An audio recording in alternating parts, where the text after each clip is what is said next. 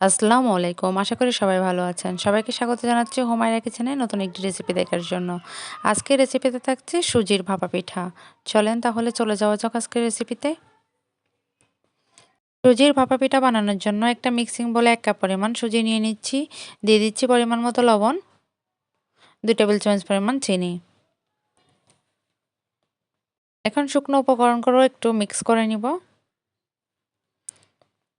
এখন গরম দুধ দিয়ে একটা ব্যাটার তৈরি করে নিতে হবে। আপনারা চাইলে দুধের পরিবর্তে এখানে পানিও ইউজ করতে পারেন।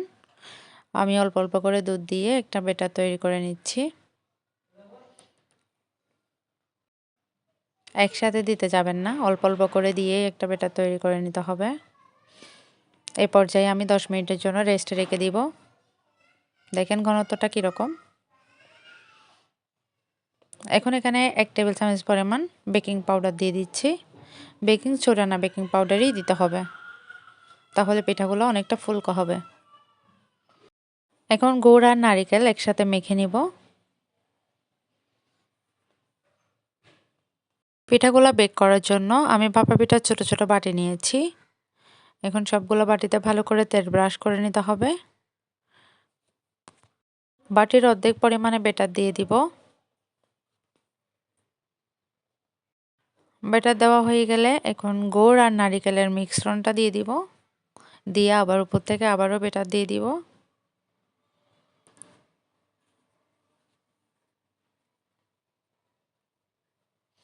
বাটিগুলো একটু খালি রাখতে হবে।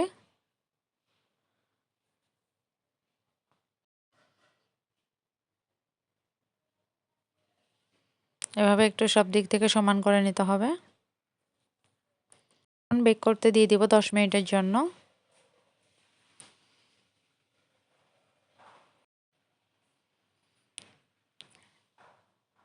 এই তো ফিরে এলাম 10 মিনিট পর।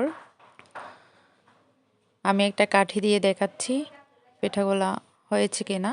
দেখেন পিঠাগুলো কত সুন্দর হয়েছে।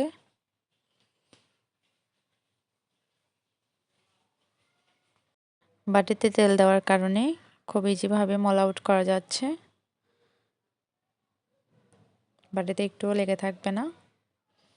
আপনারা চালের গুঁড়া ঝামেলা ছাড়া ঝটপট সুজি দিয়েই ভাপা পিঠা তৈরি করে নিতে পারবেন। খেতে অবশ্য চালের গুঁড়ার ভাপা পিঠার চেয়েও অনেক বেশি টেস্টি। মাত্র 10 মিনিটেই আপনারা এই ভাপা পিঠাটি তৈরি করতে পারবেন। এই তো আমি একটা ভেঙে দেখাচ্ছি। দেখেন কতটা ফুলকো হয়েছে আর নরম তুলতুলে হয়েছে।